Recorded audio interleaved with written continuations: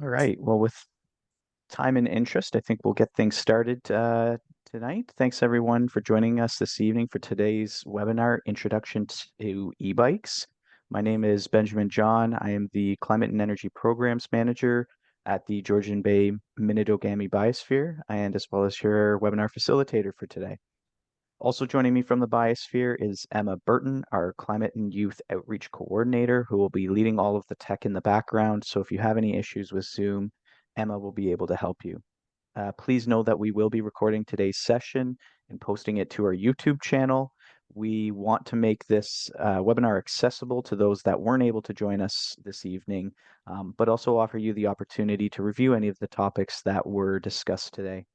And this link, it will be circulated in a follow-up email after the webinar, but it will also be made available on our website as well. We'd also like to encourage you to please use the question and answer tool that Zoom offers. If you have a question at any time in the webinar, please put it in there and we'll do our best to get to it in the time that we have. I understand we have a few sort of subject changes throughout our guest speaker who will introduce very shortly throughout their presentation, and we'll be able to answer some questions then. And before we begin as well too, I'd also like to take this moment to acknowledge the land on which we are on today. The Georgian Bay Biosphere is situated within the Robinson-Huron Treaty of 1850 and the Williams Treaty of 1920 and located on Anishinaabe territory. Our organization, under UNESCO, acknowledges the rights of Indigenous peoples in this territory and works towards respectful and reciprocal relationships as we are all caretakers of the land.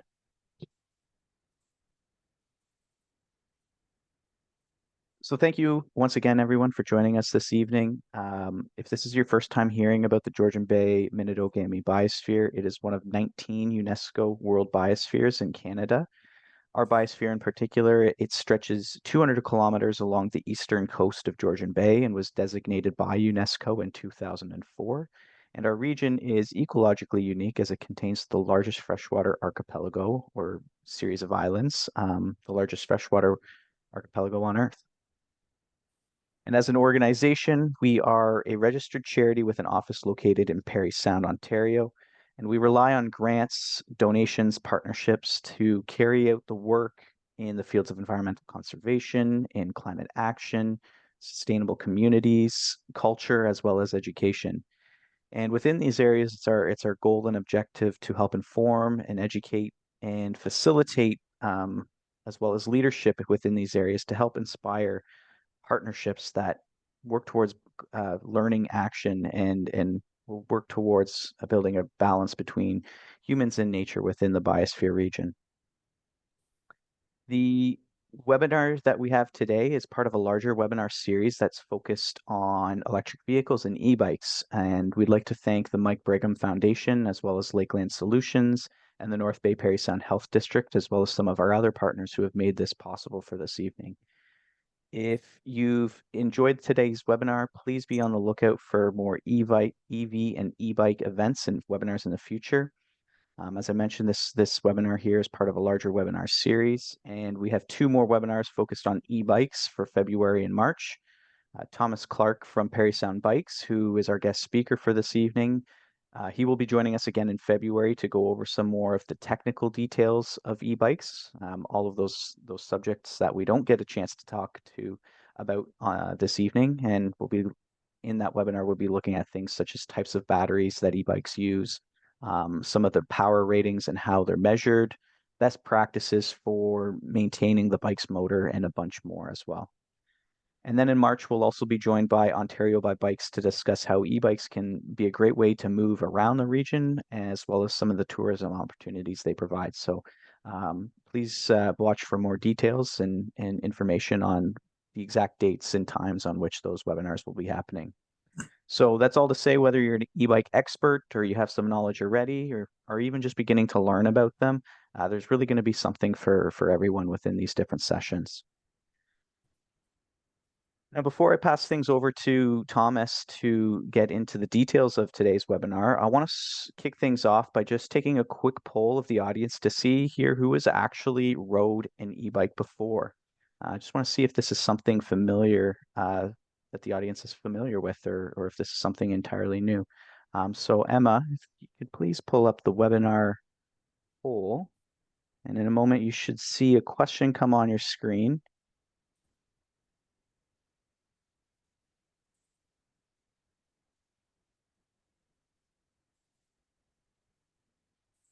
And I should say e-bikes in the top, but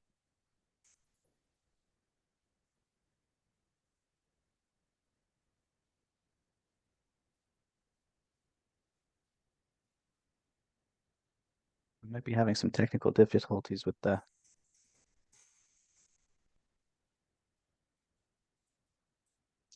That's okay. If everyone's comfortable, perhaps maybe then in the chat, if everyone wants to just quickly write in the chat either yes or no, if they've um, had a chance to ride an e-bike before, that would be great. We'd love to see if this is something that's new or something that's familiar with people. Please just take a moment to perhaps write your response in the chat.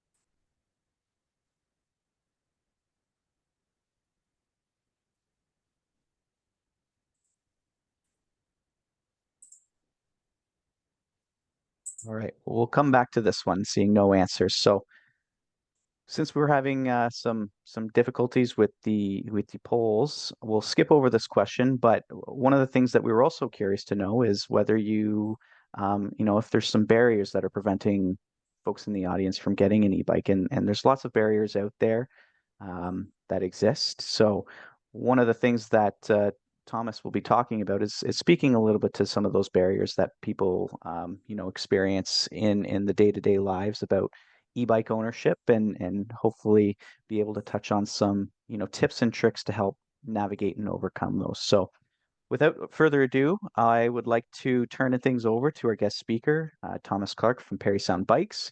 Thomas is the co-owner of Parry Sound Bikes along with his wife Aleesha. Parry Sound Bikes is a full-service bicycle and Nordic ski shop located in Parry Sound.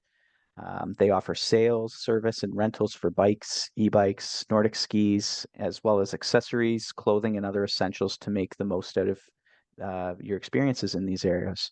And prior to joining Parry Sound Bikes in 2017, Thomas worked for Cervelo at their head office in Toronto, Ontario, as a product manager. And Thomas has had many e-bikes over the years, and currently um, rides a Specialized Vado.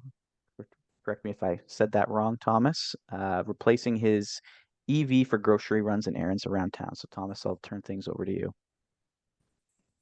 Great. Yeah, let me just make sure, share my screen here.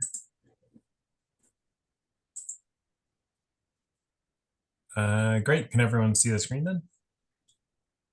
Not yet. Is that good?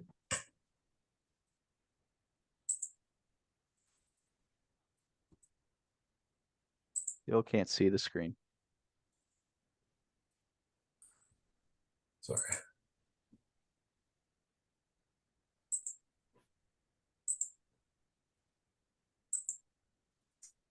There we go. Good now? There we go. Yep, you're all good, Thomas. Thank you. Perfect.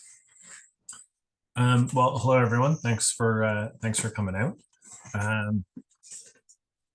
Yeah, so I guess this is sort of part one of two parts. And there's an e-bike in the background. So part one, I'm going to go over some of the e-bike basics. So kind of a bit about the motor and battery, kind of where you'll find them, different types of e-bikes, e-bike uses, why e-bikes, and what e-bikes need. And a hint there, it's not electricity. They do need electricity, but not necessarily. And then part two, so this will be for the next webinar. That'll be a bit more of a technical one. So I'll go over how we measure power with e-bikes. So there's either torque through Newton meters, or there's watts. What the battery range and life means is in watts, different drivetrain choices, best practices to make your e-bike last. So this will be kind of the stuff that, like, if you're shopping for an e-bike, you'll really understand, like, if they say they have 250 watts, what that means. If they say the motor is like, or the battery is 460 watt hours, what that means. So I have two different presentations here.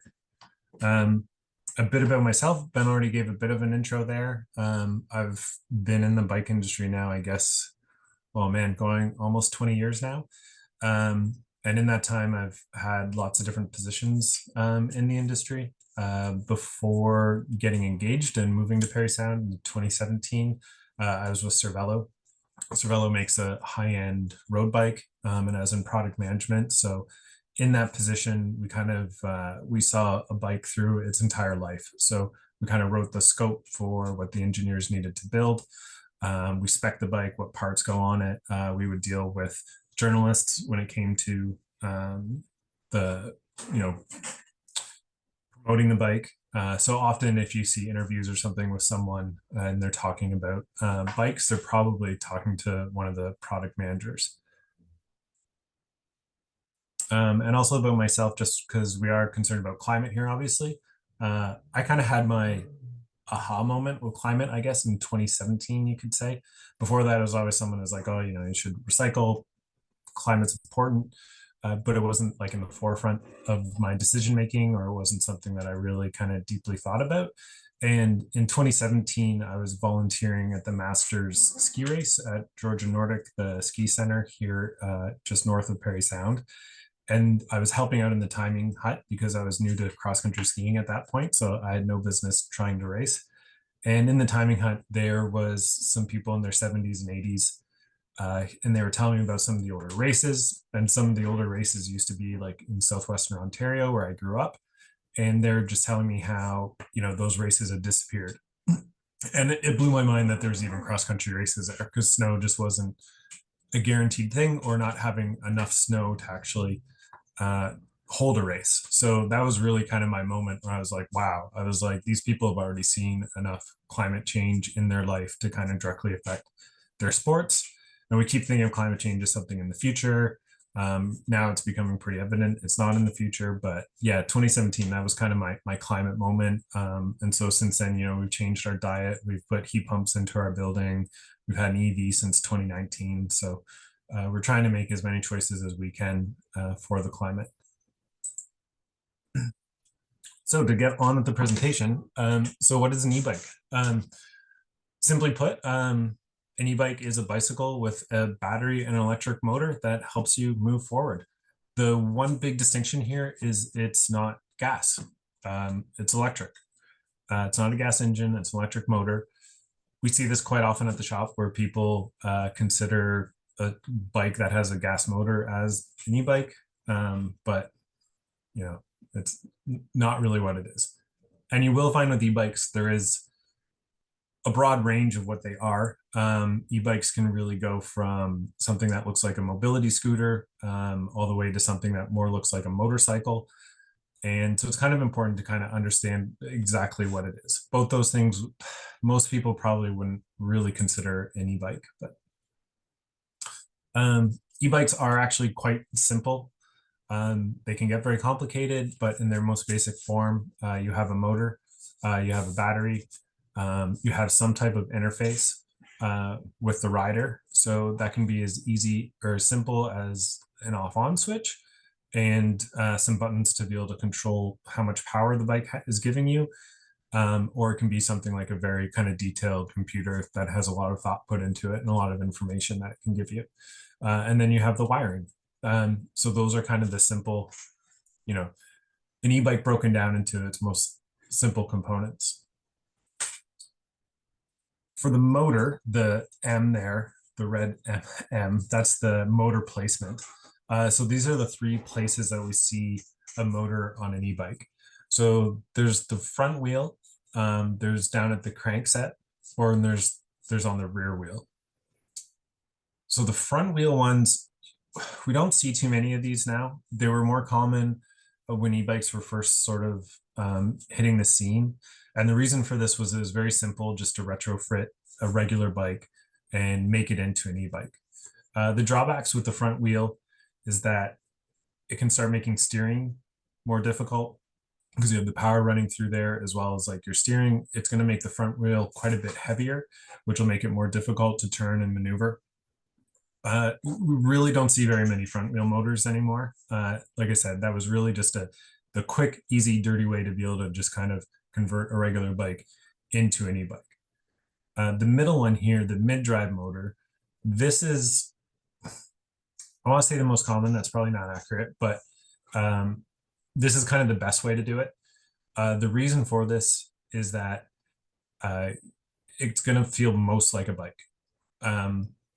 Every e-bike, the motor works off how much power you're putting into it. So when they put it down at the mid-drive one, right at your crankset, the motor can very easily account for how much power you're putting into it. And then it's going to match that or exceed that depending on what settings you have. But this is kind of the most accurate way for it. Also with the mid-drive motor, it puts the weight as low as possible and in the center of the bike as possible. And so you get the best handling characteristics with this as well. Just like with like a sports car or something, you're trying to put the weight as low and centered as possible to kind of give the most stable ride you can. And you achieve that with the mid-drive motor. The drawback with the mid-drive motor is that it's more complicated. It generally needs some more gears and other things inside the motor. Really isn't something that anyone's ever going to have to deal with or look at. But it is a more complicated piece. And because it's a more complicated piece, it's also a more costly piece. And then the last one we have here is the rear hub. The rear hub is good because it's simple. It's kind of the easiest way to make a motor, just like the front one. Putting it in the rear makes it a little more complicated as far as like add-ons. That's why kind of, but it gives a better result. And the rear one here also, part of the reason it's not as efficient or as good as the mid-drive one is you start throwing in a bunch of extra components. So now your pedaling feedback has to go through the chain, has to go through another set of gears. So it's not the best way to do it, but it's probably the cheapest way because you don't get the added complications with the mid-drive. So at this point, you could really only see a mid-drive motor and a rear hub motor. Battery position is another big thing when it comes to the e-bikes. Here, this picture here, we've got a battery that's built into the rack. So this is another one it's starting to go away a bit, but it was a very, very common thing to see. This position, it's not great for the ride quality of the bike because the battery is going to be the heaviest component on the bike, just like in an electric vehicle. So you're putting that heavy weight high up, so it's going to make for a bike that's a little more tippy, not quite as stable, but it was a really easy place to put it. You didn't have to worry about, the frame being able to work for a battery. You could retrofit this onto like any bike. So this was a really common thing for retrofits. And if you go back 10, 15 years ago, that's what a lot of e-bikes were. They were kits that you purchased and then you installed on a bike. So there was a really popular Canadian company, Bionics, which isn't around anymore. They actually got bought out by GM. GM wanted their tech. GM did make an e-bike actually at one point, General Motors. But a lot of the Bionics were all battery mounts like this. This is kind of the typical battery that you'd find on most of, I'll say, first generation e-bikes. So this mounts to the down tube. There's a mount that bolts onto the down tube. It would bolt on to basically the water bottle mounts that were already existing. And then the battery, it can still come out. You can see there's a little spot for a key there. Most batteries will be locked in. And so the key, you need to use the key to be able to get the battery off, which is really kind of a theft deterrent thing because the battery is the most costly part of the bike. So these, they don't look the best, but easy to put on most bikes, don't need special fittings or adapters for the most part. And like I said, you'll find this for most bikes. Often you'll see this kind of thing, especially on bikes that are a little less expensive or bikes that are more kind of, I'll say, the first generation of tech. Now we're starting to see some real cool battery integration. So some of these bikes here, particularly the two on the bottom, we have a mountain bike there. The other one's a road bike where you can't even see the battery. The battery is like built into the down tube. Um, and you're really getting an end product here that basically just looks like a bike that's almost distinguishable from a regular bike. These ones, a drawback here is that the battery is not easily accessible. You actually need to take the motor out to be able to get to the battery. But that's really not a big deal. Generally speaking, unless you're in like a really weird use case where you need to take the battery out to charge it, it's just not going to be an issue that it takes, you know, half an hour to get the battery out. It's something that a normal user is never going to have to deal with. And in the end, they actually get a product that looks a lot nicer. The top two bikes here both have batteries that you can remove. I think you can see the line on the one in the top left-hand corner there. So this battery can still come out, but it's almost seamlessly integrated into the bike here. So that they've really come a long way. You can see from just like before when this would have been commonplace. Now these types of battery setups are more common. There's also a bunch of bikes now that have auxiliary batteries. So this one, it's basically an oversized water bottle essentially, and then it plugs into the bike here. And this little view here can show, you can see, sorry, I need to move my video here. So you can see the battery here in the down tube, the motor, the auxiliary battery, and then this is the user interface here on this bike. So a battery like this could, you know, it's going to depend on how they're built and stuff, but you're probably looking at like another 60K, 70K or something, just from this this little extra battery here. And there's a lot of cool tech here where you can adjust. You can tell the bike like use the battery in the inside the bike first, or use the auxiliary battery first. So just depending on what your situation is. Moving on from battery and road and motor placement is the different classes of e-bikes. So a class 1 e-bike, they're all pedal assist. This is something that kind of, I think a lot of people expect their e-bike to have a throttle, whereas the reality is very few bikes actually have throttles. And a class 1 e-bike, pedal assist, yes, doesn't have a throttle. And the top speed's governed at 32K an hour. A class 2 e-bike, this does have pedal assist as well, but it also has a throttle, same governed speed of 32 kilometers an hour. The throttle here, there's one caveat. That's if you remove the pedals from the bike, it's no longer going to count as a bike anymore. And you could get in trouble with the law, as now you actually have a motorized vehicle. You don't have a bicycle anymore. And then a class 3 e-bike, we don't see too many of these, but no throttle, pedal assist, but a max speed of 75K an hour, or 45K an hour, sorry. And this is, you're going to see this a little bit more. I think a class 3 bike is more as like a off-road, like a serious off-road bike. And there is some different rules there around off-road bikes. So, because you're getting into the territory of more like a dirt bike, really, once you start doing this. I have rode some class 3 bikes, and so 45K an hour, I'll tell you, is really kind of unnecessary. I actually feel more dangerous or more worried for my own safety with one of these, because especially if they're higher powered, you could get up to that 45K an hour before you even realize it. And cars are not looking for someone on a bike going 45K an hour. Even the 32K an hour, for a lot of people, they seem to think that's not enough, but I mean, trust me, that it's more than enough. An important thing here with these classes is it's still a little bit the Wild West when it comes to bikes, the e-bikes. There's not like super specific of rules here. So it does really come down to like where you're living and what the rules are for those areas. Like the US will actually have a higher top speed here. So it is something you kind of need to pay attention to. These are the actual rules here for Ontario. So where we are, so it is maximum speed of 32K an hour, maximum weight of the bike, electric motor not exceeding 500 watts.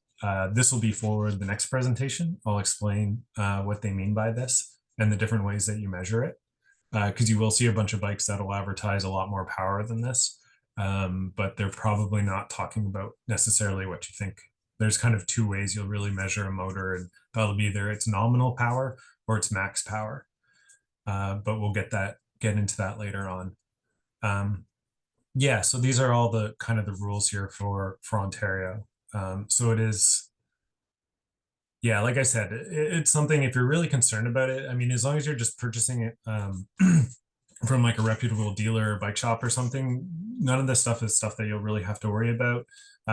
If you're kind of buying stuff that sort of looks more like a motorcycle, it's stuff to kind of look into. Like it's probably not likely that you're going to run into a police officer that's really going to do something, but you never know. One area where I used to live, the police were actually really cracking down on it because people had what looked like scooters. They didn't look like a bicycle. They looked like a scooter, and they were taking the pedals off. And then the police officers were giving out tickets for anyone who had removed the pedals on those bikes. And the 32K an hour governing here, like in other countries, this can be a different rule as well. Like in France, it's 25K an hour, and they're handing out $25,000 fines or if you've modified them so that they can go faster than 25K an hour. So we are starting to see kind of a convergence. We are starting to see, more rules and stuff around these things. But right now, there's a lot of gray area and a lot of wiggle room. I just have a nice picture of a bunch of e-bikes here.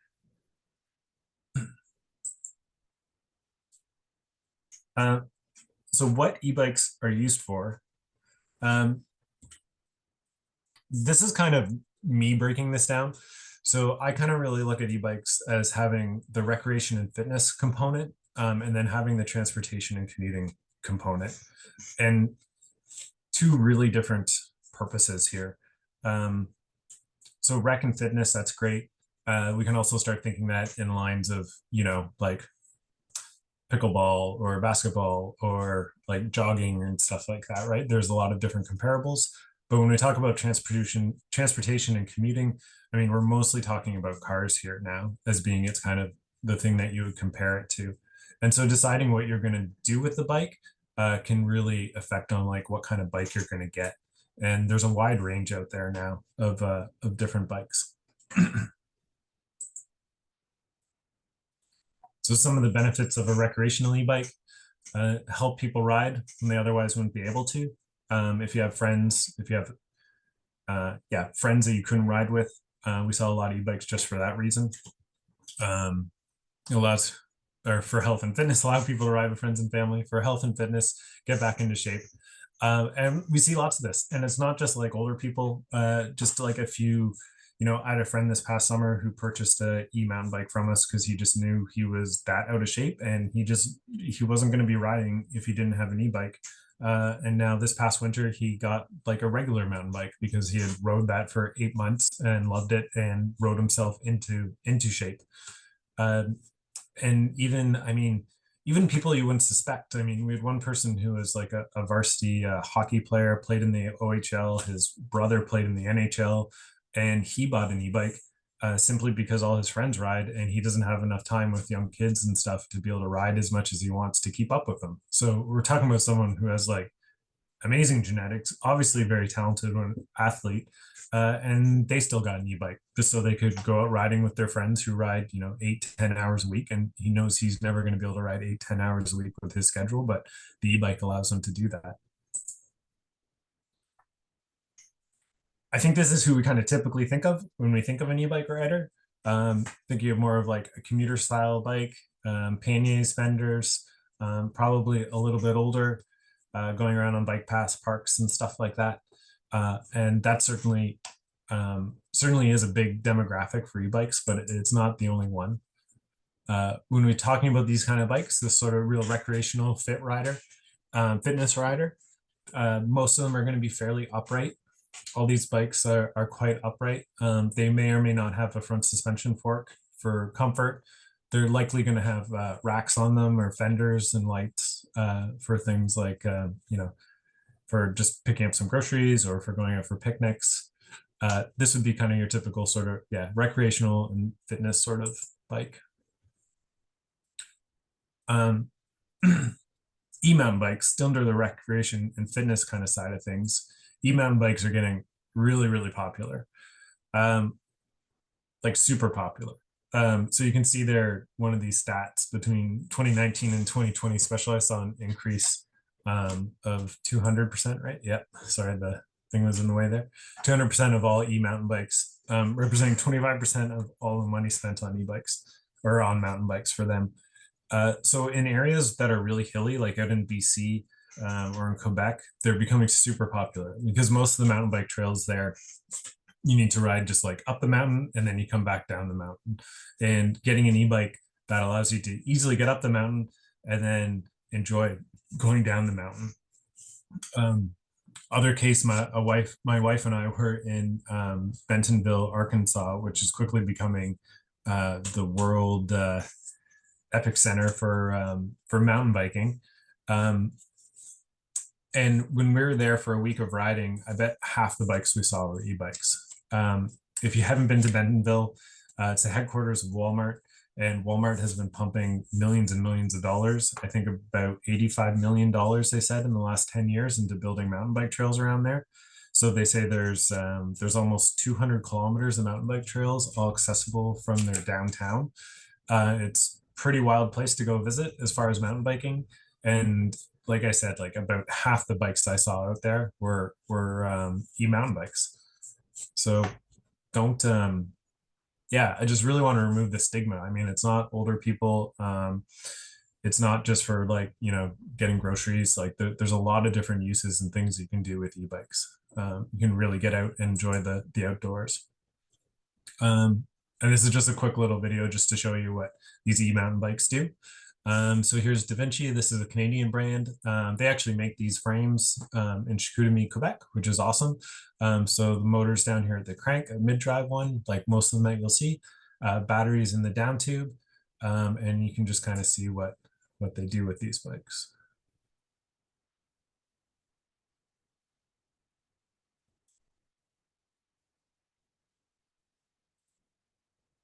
Sure as to where I needed to weight myself or when to pick up the front end as I was nosing into stuff. But I think I'll get recalibrated into that and riding this bike, and don't foresee it being a huge issue. But that's definitely something that after hopping on it right up front would stand out. Also, didn't love the Kodar brakes. So there you go. I mean, they're being used by solid. Like very kind of serious riders for serious riding. It's not, yeah, there's lots of things you can do with these. So what we're starting to see now with the full suspension e-bikes, and we're seeing it on kind of the roadside as well, is we're starting to see two different styles emerge. And so there's the lightweight versus the full power e-bike. So as a general rule, you can kind of say the full power e-bikes are probably going to be able to do about 4 times your output. Whereas the lightweight ones, they replace the larger motor and the larger battery with lighter versions. They don't create as much power, so they're more about 2 times. So they'll still have the same range, the same distance, because they're not putting out as much power, even though they have this, even with the smaller battery.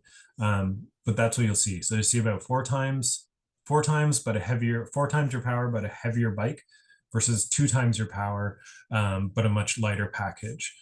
And I've definitely spent time on both these styles. The blue one here is kind of the lighter weight style. You can see it's almost indistinguishable from a regular bike.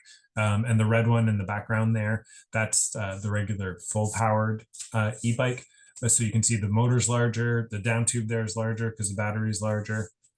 And the difference when you're on the trail with these two is the lightweight one, you still really need to ride like a bike. Like you really need to shift all the gears. You need to use all the gears. And it really just kind of flattens out those hills, makes the hills so much easier. With the full powered one, you can almost just rely on the motor. Like you don't really have to worry what gear you're in. The motor has enough power to just like get you up basically any grade. So you can kind of go on autopilot with the full power one, whereas when you have the lightweight one, the lower power one, you still definitely need to use all your gears and kind of ride it like a regular bike. But they're really exciting options just because these lightweight ones, like you get a high-end lightweight one and you're probably like the same weight as more of like an entry level sort of trail bike. And then the road and gravel e-bikes, these are again becoming very popular. These are these great equalizers when you have someone, if they have if they're new to the sport, if they're just getting older but they still want to ride with like all their friends. These bikes enable that. If you want to do longer rides, these bikes can enable that. So there's two different road bike models. And all these road bike models, we're pretty much seeing all of them. You can run either a road tire or you can run a gravel tire. So very versatile. And they're just getting they're getting so slick that it's hard to distinguish them. They're still in Canada, obviously governed at that 32 kilometers an hour, which I know some people are kind of worried about with these when they're kind of going out onto group rides. And often in group rides, you'll see speeds exceeding 32K an hour, but it's really not a problem because you can still pedal them and you can still move them. I've done some rides on one of these e-bikes, like the red one in the back actually, and it cut out at 32K an hour. On our group ride, there's lots of times we were, sprinting or going downhill quickly or something, and we're going above 32K an hour, and I couldn't tell when the bike was helping or when it wasn't helping. That transition is super seamless. The power really drops off like right in the last. So once you get up to 30, 31, 32K an hour, you'll see the power will start to taper off. So you kind of get this natural progression into where the bike's no longer helping you. So it's just this seamless feeling while you're riding.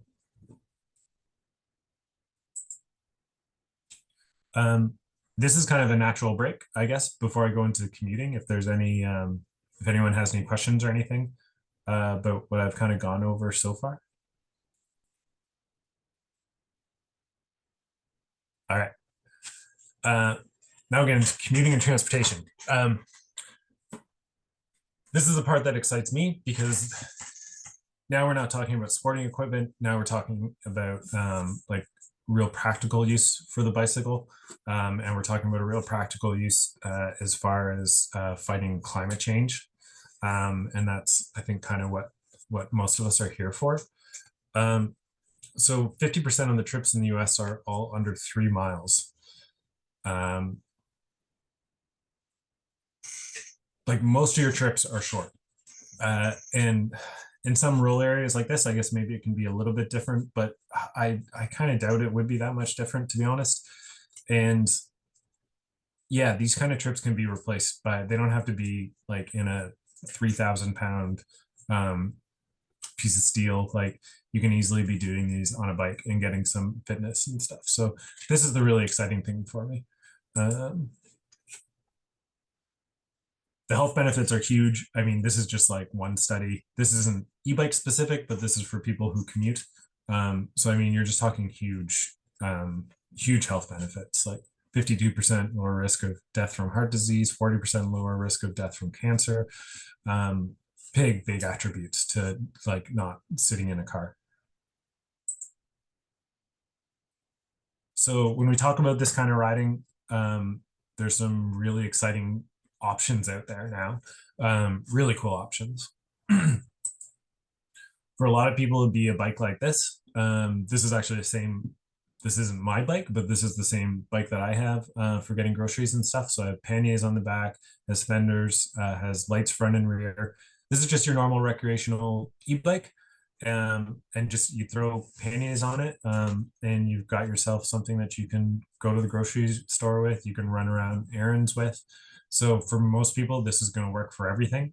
If you're getting a little bit more serious, there's a lot of options out there, and it's really cool. So these would all kind of fit under a cargo bike. Typically speaking, with a cargo bike, obviously you're just going to see more room to stuff cargo. Most of these bikes will have much longer rear ends, so you can fit bigger bags, you can fit bigger racks on them. This longer rear end also makes the bike more stable. The stability there, you'll greatly appreciate when you have the bike loaded. It's not going to be nearly as twitchy with that long wheelbase. A lot of front racks you'll start to see as well. These will actually be like bolted on, so it's not going to be so much kind of like a flimsy sort of like aftermarket basket or something like that. This is like a heavy duty rack that can put some serious weight on it. A lot of these are probably going to be weighted to like 40-50 pounds, something like that.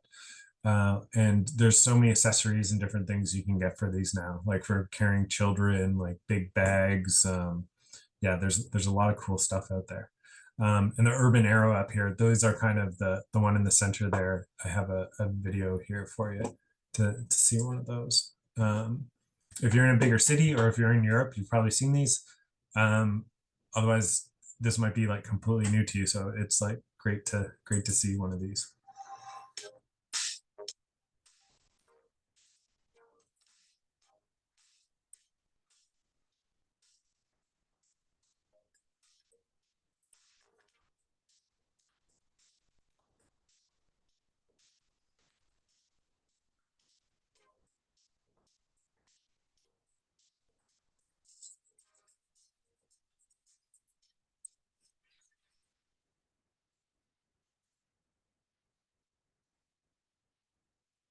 So these cargo bikes like this are legitimate car replacements.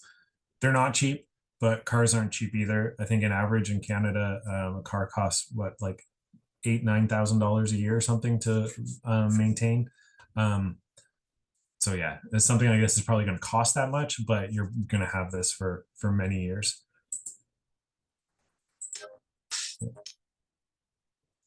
Back feet, this is one of the kind of legendary ones. These ones have, this brand's been around since probably the 70s, early 80s. Yeah, you're probably going to have to special order one of these, but there's lots of other bikes that you can get that are comparable, but just kind of had to throw that in. These kind of bikes sort of have cult status, I guess. And then here's kind of a cargo bike that I would say is maybe a little bit more typical North American. We're going to get a 20-inch wheel. So this has a smaller, what you'd probably otherwise consider a kid's wheel. The benefit here is that a bigger wheel is just bigger and takes up more space. And so when you have a cargo bike like this, because they're longer, they just take up more space. So this makes the overall bike smaller and much more in line with what a regular bike is. Normally you wouldn't want a smaller wheel like this because it's not going to be nearly as like efficient or easy to ride. But when you have a motor there, that really kind of overcomes a lot of that. So yeah, you're starting to see a bunch of bikes like this. It's a really cool practical option.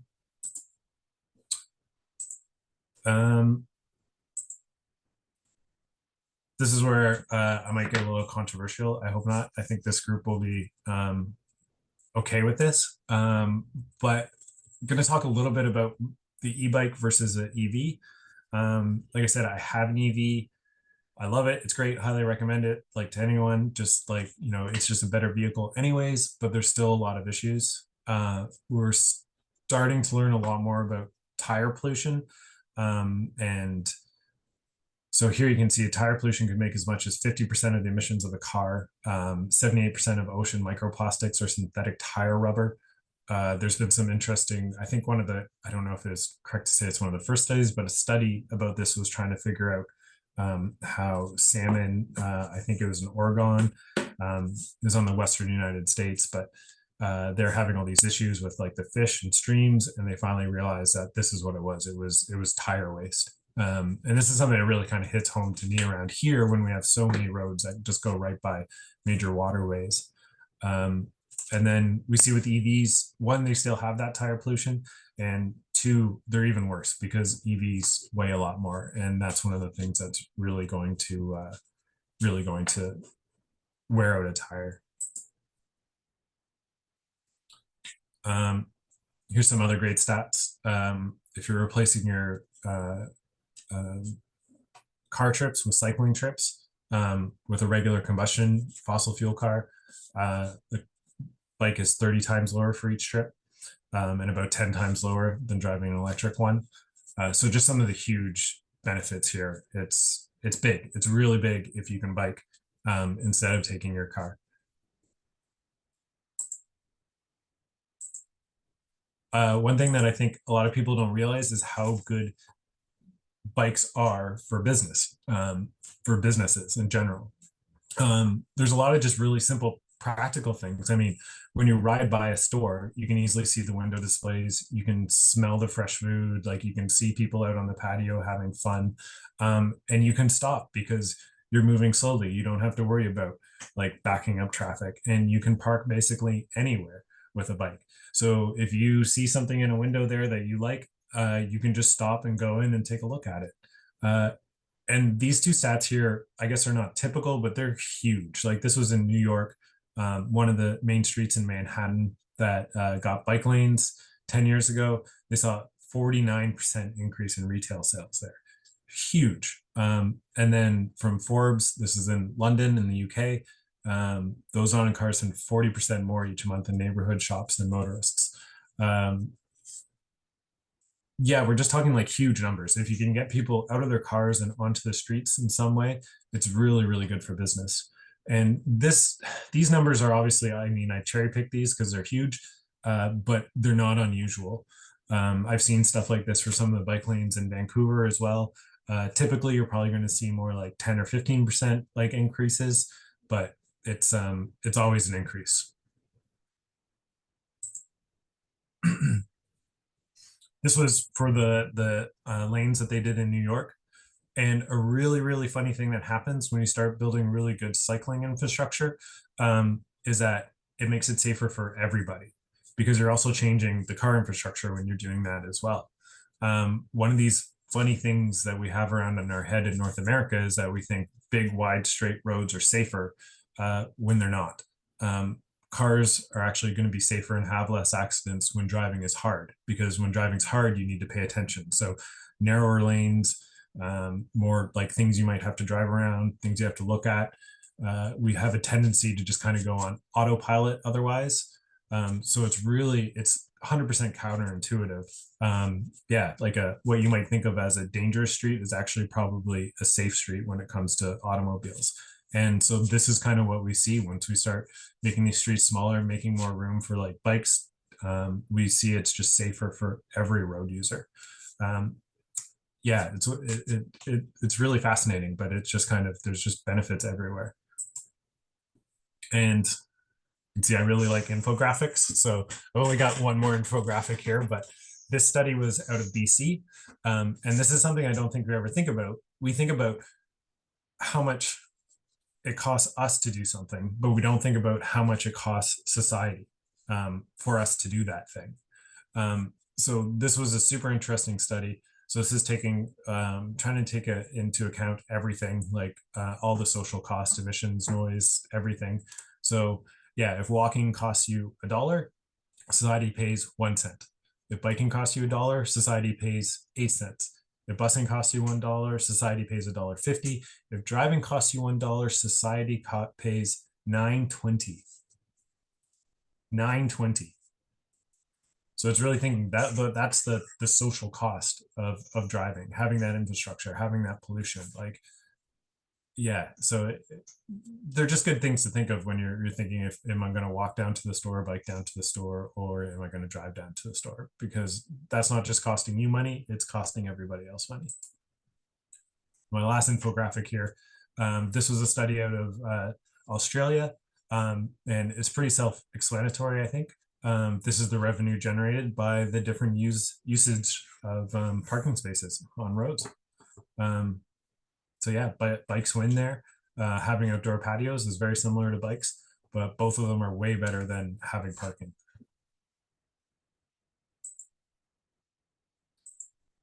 I'll just run through this really. I shouldn't dwell on this too much, I guess. So cars, they're relatively new invention. They've only been around really for 100 years. People were not happy about them to begin with.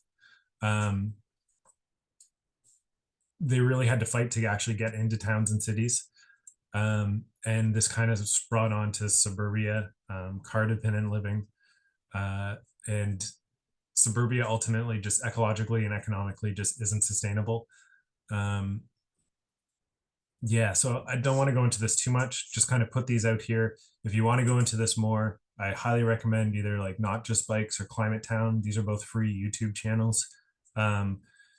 Yeah, they have a lot of great information on this. If you're interested in bikes, if you're interested in climate stuff, you really need to be watching those. So this turns into Yevon's paradox. So this occurs when technology progress or government policy increases the efficiency with which a resource is used, but the following cost of induces increases in demand enough that resource use is increased rather than reduced. This is just kind of a fun little video outlining By this. ingesting the 12 months worth of data you sent. That's about 2 terabytes worth. Wow. What you're looking at now is a typical midweek traffic flow. Green is good, orange indicates slower than average, red is heavy. Now we can manually input a range of external factors: wet weather, public holidays, RDOs for the industrial sector. Breakdown on a major arterial. That's pretty impressive. So we've taken your project. The road upgrade, extra lanes, on and off ramp lengthening. We factored in all those improvements. So starting with current flow during peak, then during construction, some problems. Of course. And then when it opens, oh, that's brilliant. Amazing. And with the machine learning, we can keep it going. Year 2, year 3, year 4. Wait, what's going on? What happened? Where'd the green go? What happened? Why does the traffic get worse? Have you heard of the Jevons paradox? I'm hoping they're a death metal band. It basically states that the better you make something like a road, the more people will use it. Isn't that a good thing? No, it means you spend a lot of money now for a very short-term benefit. So there is some benefit. Oh, sure. Average travel times costing the city will be cut by 2.5 minutes, or a little less. Call it 2. Really? And that lasts for 14, 15 months. Then declines. No, stays flat. Then declines. Well, for $300 billion, I guess we were hoping for something a little more dramatic. 2.5 minutes. Call it 2. You don't look happy. By ingesting the 12 months. And this is just a little happy or very common meme that you'll just see around, which is like all the roads. Like I think this is like Los Angeles, but I mean, this is the same as for Toronto. And just one of the big issues with cars, like we're just not going to get away from this.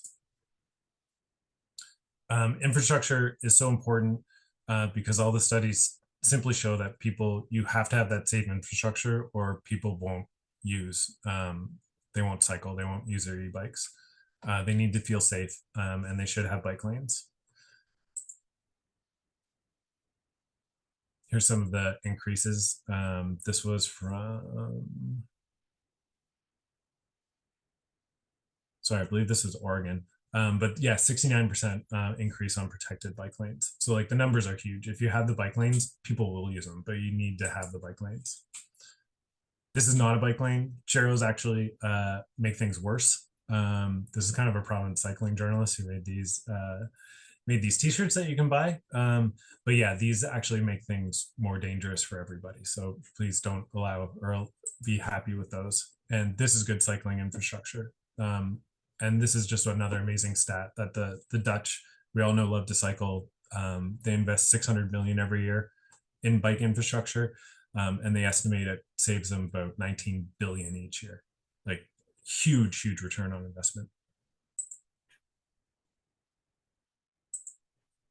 So now I have the common myths about e-bikes. I realize I'm running a lot longer than I thought I would. Every time I practice this, I was quite short. So if I need to be cut off or anything, Ben or Emma, please let me know. But I was going to go through some common myths about e-bikes. And hopefully I can wrap this up fairly quickly so I stay in time. So people think that e-bikes are the easy way out, and it's just not true. Every study shows people who have e-bikes, they actually ride more and they ride longer. And I know this is true for myself as well. Like, you know, I'll think nothing of going and riding 100K on a Sunday on my road bike, but riding 2K to the grocery store, I have no interest in, but on my e-bike, I have no problem doing that. And so these are some of the stats here. Like in Norway, see a 340% increase of people using e-bikes in their mileage when they have an e-bike. So no, they're definitely not cheating. They're not dangerous. Some people are worried about this, but if you get on them, you'll really realize the assist level is really, it's super intuitive. So it's just whatever power you're putting in, it's just kind of exaggerating, it's adding to that. Very intuitive, very safe. If you stop pedaling, they stop pedaling. The risk if you can ride a bike, you can ride an e-bike, and it's not going to feel any different, except it's going to feel like the hills are flat. E-bikes can't get wet. E-bikes can definitely get wet. That was actually one of the things, if you look in the regulations there for in Ontario, it's one of the stipulations that everything is waterproofed. So there's absolutely no worries there. Yeah, you know, you don't want to like throw them in the bottom of a pool or anything, but I mean, have no worries about getting them wet. Actually, bottom of a pool would be fine. That wouldn't even be deep enough. That would be okay. Fire hazard. This is real, but it's easily prevented.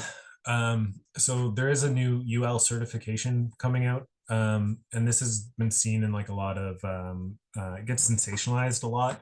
But the real issue here is more like questionable quality stuff. Stuff, you know, kind of coming off online. As long as you're buying something from like a reputable manufacturer, you should have basically no worries about this at all. Like it's just not a real concern whatsoever. And this is just how batteries work, right? Every battery could kind of set on fire, but you know, gasoline works that same way, natural gas works that same way, and we have gasoline and natural gas in like almost every part of our life as well, and we don't think anything about it. The real issue here is kind of like low quality bikes, or if the battery gets hit or damaged or something like that. We'll expand more on this though in the next one. E-bikes require significantly more maintenance. No, they just don't. They might go through drivetrains faster just because there's a lot more power there. But even that, there's workarounds now, and there's really cool new drivetrain technologies that are out there that you don't have this issue anymore. Yeah, some people are really worried if they run out of battery. And that's the great thing about an e-bike. You still have a bike. Even if the battery's dead, the rest of it's still a bicycle. So at this point, you know, your bike might be a little heavier than it needs to be, but it's still going to work just fine. There we go. Any questions or anything? I think I came in time. Yeah, perfect timing. Thank you, Thomas. If anybody has any questions, please put them in the Q&A tool. I know that everyone has a busy evening, most likely, so we'll maybe take, 5 minutes or so for questions if there's any. And again, please put those in the Q&A function there. But Thomas, perhaps maybe one question, and maybe I missed it early on in the beginning of the session. And this could also be some details that you provide in the next webinar as well. But for those listening, something like a little commuter e-bike, what is typically the cost range on something like that? Oh, And how might that compare? Like, how might that compare to a regular bicycle? But it's also, worth mentioning that the alternative is again the car, right? Yeah. Yeah. So yeah, it depends what you're going to stack it up against. Most you'll find some like kind of direct to consumer brands will probably start like $1,500, $2,000. And otherwise, most bike shops will probably still have like a bike that's in that kind of price range. So that's kind of where they're going to start. And that would be for the rear hub motor ones. And then the mid-drive ones, which if you can, that's really kind of where you want to get to. You're probably looking around like $3,500 starting point for those.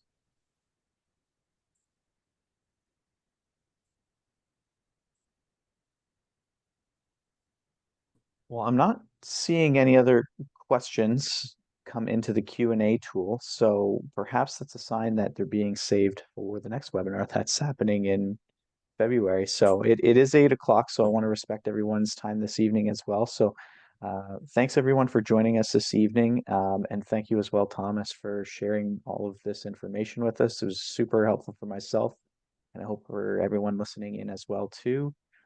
As I mentioned at the beginning of the session today, this webinar is being recorded. We'll upload it to our YouTube channel, so you're welcome to view it and listen into some of the details that were shared. And as well, if you do have any questions after today's session, please feel free to reach out to myself. I know Thomas is more than happy to answer questions too if you reach out to Parry Sound Bikes, and we'll be back again in February with some more details on these types of bikes. So thanks everybody, and we'll see you again soon.